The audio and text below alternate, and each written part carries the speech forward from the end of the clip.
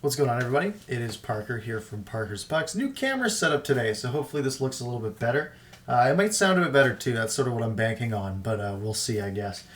Canucks Habs on Wednesday, Thursday, and Saturday this week. So we're going to do sort of a quick what to watch video, what you should be looking out for with the Canucks playing against Montreal this week. So, like I mentioned, 3 games all at home. Canucks' first 3 home games of the season. We are playing at home on Wednesday, 7 p.m. So tomorrow night, 7 p.m. Unless you're watching this on Wednesday, then tonight at 7 p.m. Thursday, so back-to-back games. That one's at 6:30 for some reason, so a little earlier. So make sure you're ready for that one. And then on Saturday, Hockey Night in Canada, 4 p.m. So we get the Eastern time slot. But again, no one's going to the game, so who cares? It's going to be fun. As always, we're going to have post-game recaps here after every game. So about a 10-minute video with my thoughts. That should be about 15-20 minutes after every game. So be sure to stick around, hit like, and subscribe for those. So where is Montreal right now? Montreal is 2-0-1. So they have not lost a game in regulation. They've played 3 games, won 2 of them. All of those have been on the road so far. They don't go home until the 28th. So they're 2 weeks into the season before they have a home game.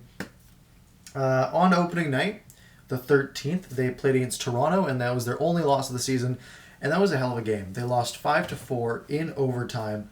I think Riley scored that game winner. It was a good game to watch. I watched it because it was the first night of hockey, and so definitely it was a good showing from the Canadiens there. Then they went to Edmonton. So they went to Edmonton, played Edmonton twice, and beat Edmonton twice. They beat them 5-1 on the Thursday and 3-1 on the Saturday, I believe. So where does that leave them?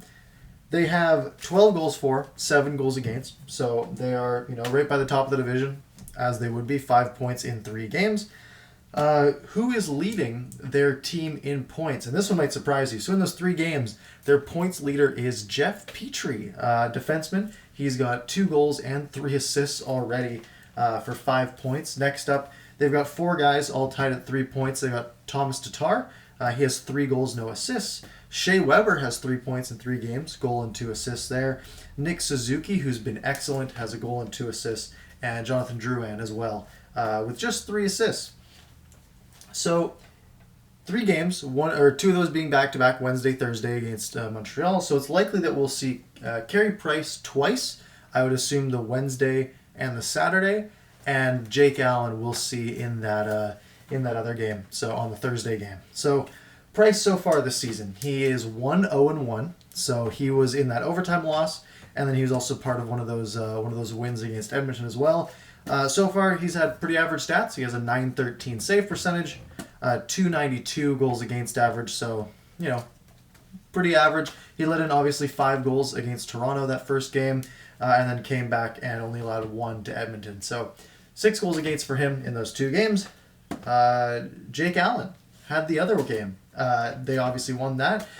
So he's 1-0-0 with a 1.01 goals against average. I guess he left the net when they had a penalty coming up or something. So 1.01, a 962 for Jake Allen. He stopped 25 of 26 in one of those games against the Oilers. So big storylines for this game. Obvious one is the return of Tyler Toffoli. Obviously, he didn't play a lot in Vancouver, but he did play a few games. So it's his first game back against the Canucks, his former team. Montreal has lots of firepower. Their defense isn't anything that you would look at and be like, oh, wow, that's a strong defense. Obviously, they have Shea Weber, and they're decent. But they have a lot of young, aggressive firepower up front, which you wouldn't really guess based on, so obviously they scored 4 goals in one game, 5 in another, and then 3 in the other one. So they're averaging 4 goals a game. But they only allowed 1 goal in each of the games against the Oilers, obviously 5 against Toronto, but Toronto's an offensive machine. So lots of firepower. Their top line is Tatar, Deneau, and Gallagher. Obviously Tatar has some cachet. He hasn't been too great recently, but it's Tatar. He's still a good player. Deneau is really turning into a number 1 center, potentially. Maybe a low-end 1C, but he's a good player. And Brendan Gallagher, obviously, scored 30 goals, not last season, but the 2 seasons before that, he scored 30 in each. And then last year was shortened, and he scored, I think, 22. So he's been on a 30-goal pace for the last 3 seasons. And then their second line, you have Jonathan Drouin, Nick Suzuki, who, like I said, has been excellent, and Josh Anderson. And then their third line is Tyler Toffoli, Jesper Kotkaniemi, and Joel Armia. So they do have three really solid lines. Of course, you have Shea Weber on D, Jeff Petrie, who somehow has 5 points on D. So, I wouldn't. I would be a little worried if I were the Canucks, especially with how their defense has been. And the other key, special teams. Obviously, the Canucks' special teams have been atrocious. They don't have a power play goal yet. They're 0 for 15.